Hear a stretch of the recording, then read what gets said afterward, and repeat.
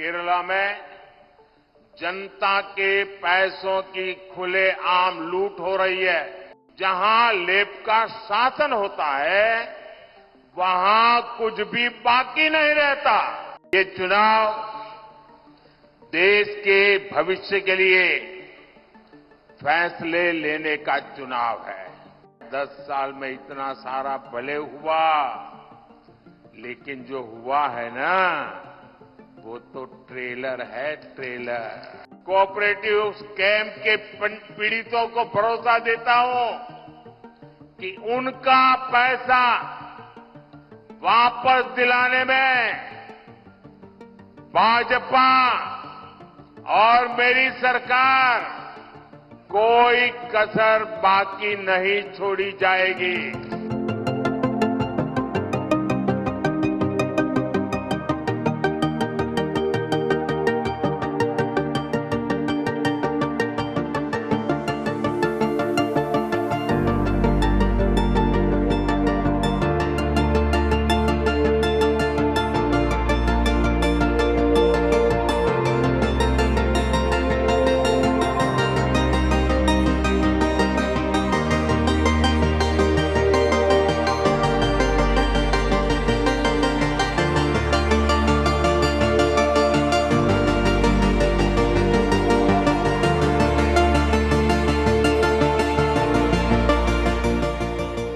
जहां लेप का शासन होता है वहां कुछ भी बाकी नहीं रहता और कुछ भी सही नहीं होता।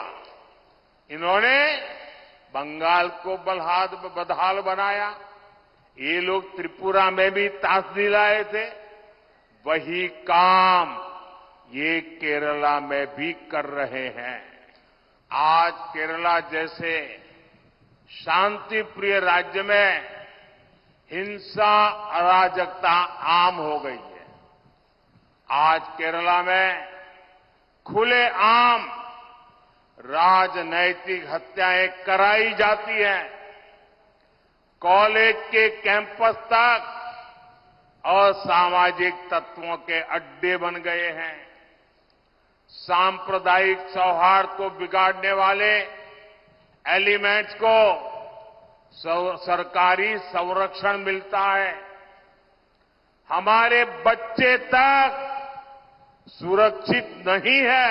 यहां सीपीएम के मुख्यमंत्री 3 साल से लगातार झूठ बोल रहे हैं कि इस कोऑपरेटिव स्कैम के पीड़ितों को उनका पैसा वापस मिलेगा। ये भी झूठ बोलते हैं कि दोषियों पर कार्रवाई होगी। ये आपका सेवक मोदी है जिसने इस केस की जांच करवाई।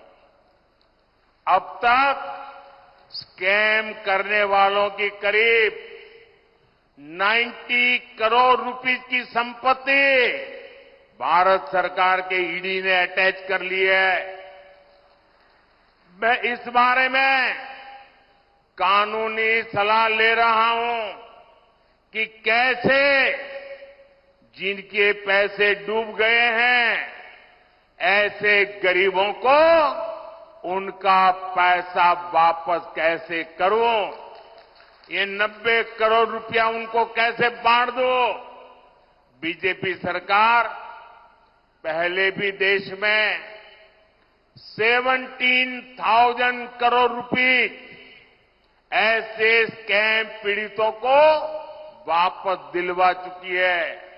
इसलिए मैं इस कोऑपरेटिव स्कैम के पीड़ितों को भरोसा देता हूं कि उनका पैसा वापस दिलाने में भाजपा और मेरी सरकार कोई कसर बाकी नहीं छोड़ी जाएगी। कांग्रेस के एक बड़े नेता जिनको यूपी में अपनी खानदानी सीट पर इज्जत बचाना मुश्किल हो गया है और उन्होंने केरला में अपना नया ठिकाना बना लिया है।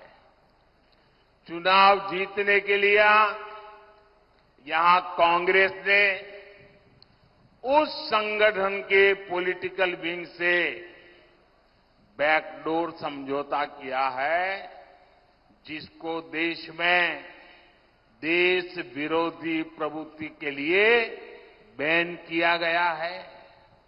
लेकिन क्या आपने कभी सुना है कांग्रेस के इन नेताओं के मुंह से कभी भी कोऑपरेटिव बैंक के स्कैम के लिए कैसे पैसे लूटे हैं एक शब्द बोलते हैं क्या? कांग्रेस के ये युवराज केरला के लोगों से वोट तो मांगेंगे, लेकिन आपके हक में, आपके मुद्दों पर एक शब्द भी नहीं बोलेंगे। केरला में भले ही कांग्रेस पार्टी लेफ्ट के लोगों को आतंकवादी कहती है, लेकिन दिल्ली में ये लोग एक साथ बैठकर चुनावी गठजोड़ करते हैं, एक ही थाली में खाते हैं। यहां केरला से बाहर निकलते ही पड़ोस में तमिलनाडु में ही दोनों पार्टियां एक साथ मिलकर चुनाव लड़ रही है। यहां भाषण देते हैं कि आतंकवादी है और वहां मिलकर के चुनाव लड़ते हैं। और जो लेफ्ट वाले लोग कांग्रेस पर परिवारवाद के आरोप लगाते थे, अब वो खुद उनसे परिवारवाद के फायदे क्या है इसके टिप्स ले रहे हैं।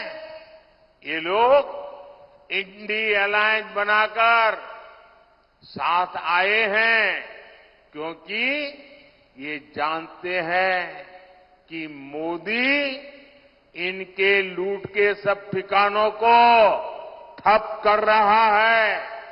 इसलिए चाहे लेफ्ट हो या कांग्रेस, सबके निशाने पर मोदी ही है।